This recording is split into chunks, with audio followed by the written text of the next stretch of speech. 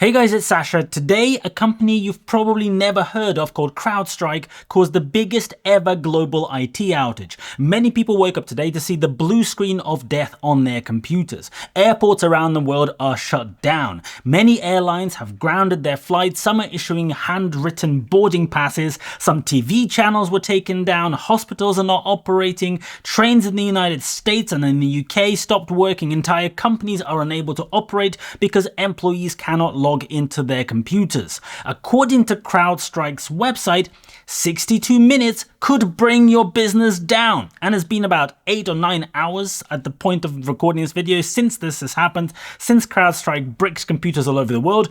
And 8 hours is more than 62 minutes. So according to Crowdstrike themselves, they fucked up pretty bad.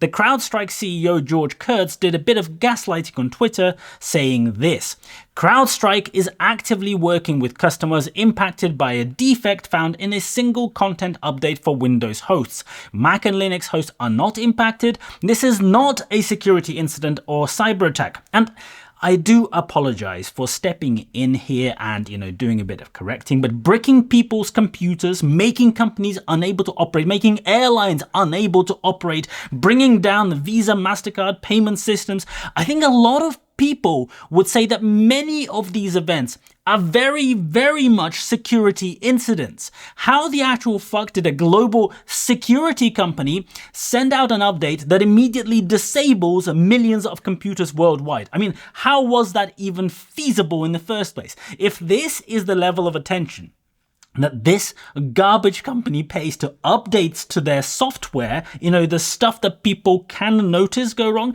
how much attention are they actually paying to, the thing that they sell to their customers?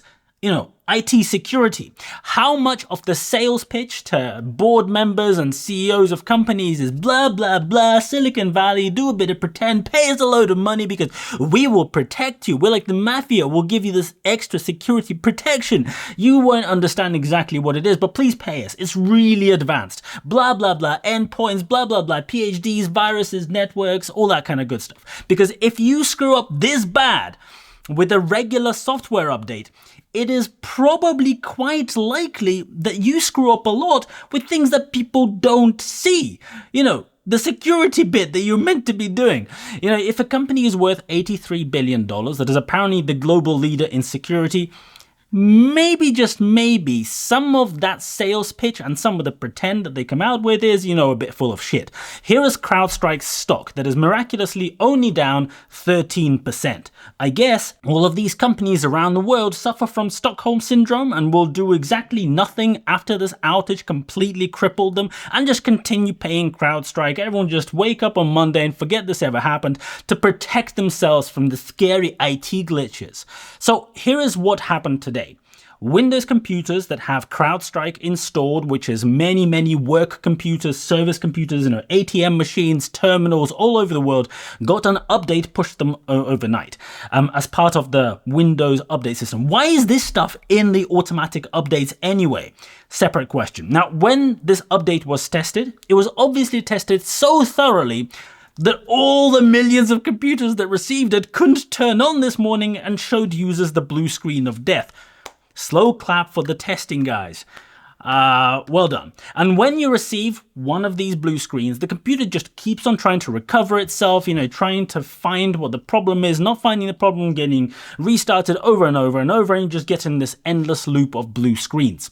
The president of Crowdstrike and the CEO of Crowdstrike, the boss guy, came out with some risk mitigation statements. And for some reason, I'm not sure why, those statements missed the words "we fucked up" and "sorry." And as I'm recording this video, he literally just popped up on CNBC, I think it is, and just spoke and said sorry in that, which I guess makes it okay. First you try to gaslight the customers, standard practice, then hopefully the customers don't notice. But if they do, which they did, if customers say, no, you really fucked us up bad, then maybe you try to do a bit more mitigation, maybe then say sorry. That's the way the corporate world works. And here is the solution to this problem. According to Crowdstrike, the solution is to boot Windows into safe mode or Windows recovery environment.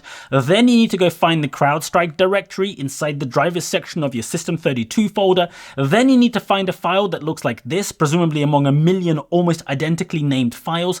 And then you need to delete it and not delete some other files by mistake, or not delete something else by error. And then you need to restart and pray that your computer works again. And I can think of not one or two, maybe 5 or 10 different problems with this approach. One, how many regular, everyday non-tech people know how to boot into recovery mode and would actually feel comfortable doing it by themselves? Two, once in recovery mode, how many people are comfortable finding obscure system folders, going into them and deleting specific files? Like not you, maybe if you're high tech, but maybe, like a 55-year-old person who is not very comfortable with computers, working at a till that is showing the blue screen of death. Are they going to be able to do it? Yeah? Remember, you'll also need a second device while you're doing it, maybe a phone, to see the instructions, which will be very, very small on there while you're doing it. Definitely no risk of accidentally doing the wrong thing, deleting the wrong folder. And if you accidentally go to the wrong folder, maybe delete the wrong kind of files, maybe you then go and restart and your computer's completely bricked and it doesn't work forever. 3.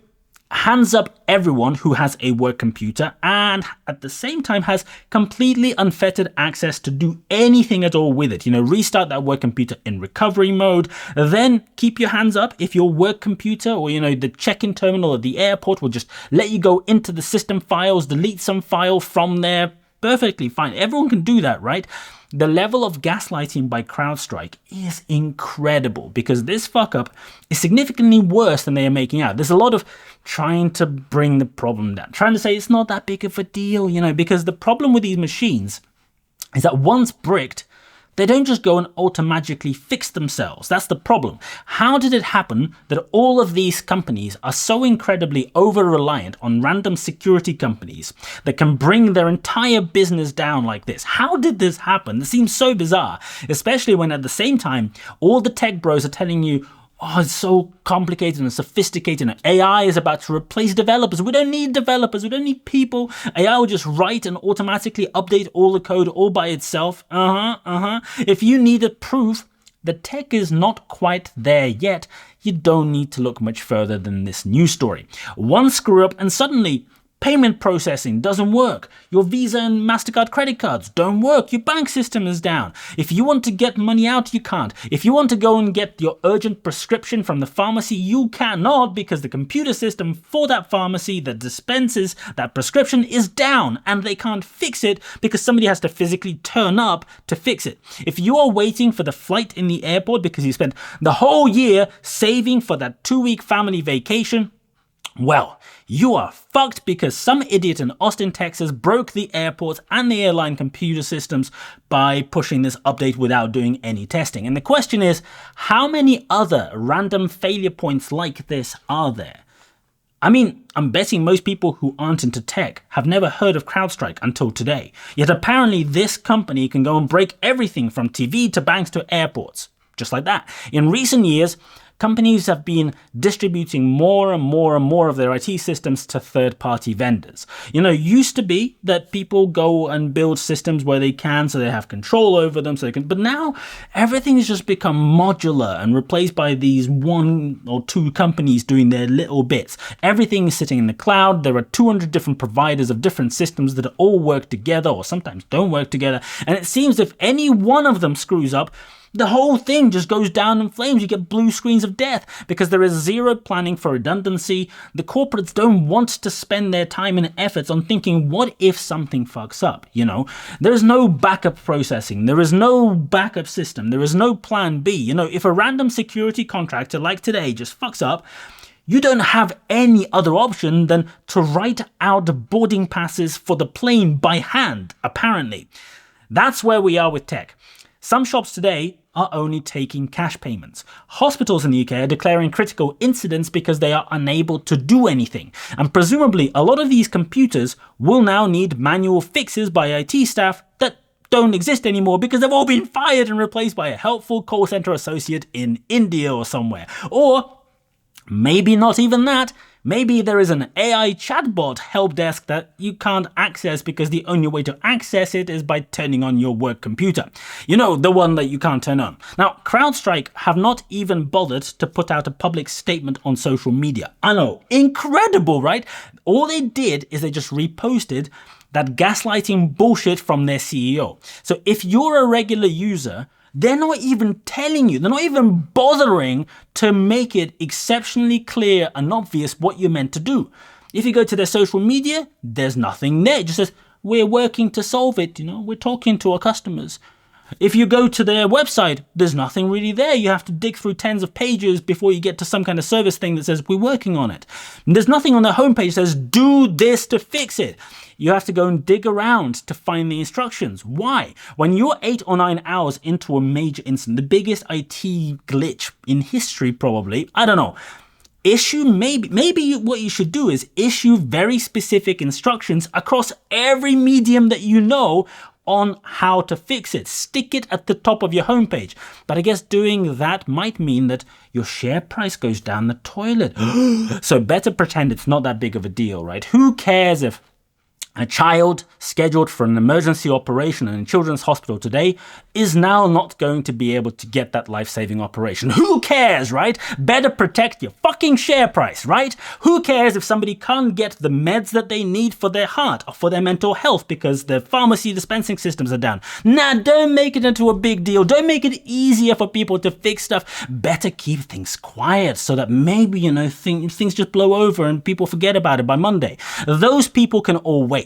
The goal of these companies who give precisely zero fucks about the people that they are screwing over is disgusting. The fact that they don't understand the implications is even more disgusting. Maybe they do understand the implications but are choosing not to do anything about it, which is even more disgusting than that. The screw up is bad, but the mitigation afterwards is 10 times worse. But I guess it's working, right? Because the share price is only 13% down as I'm recording this video. Maybe when the market's open it'll be better. I don't know.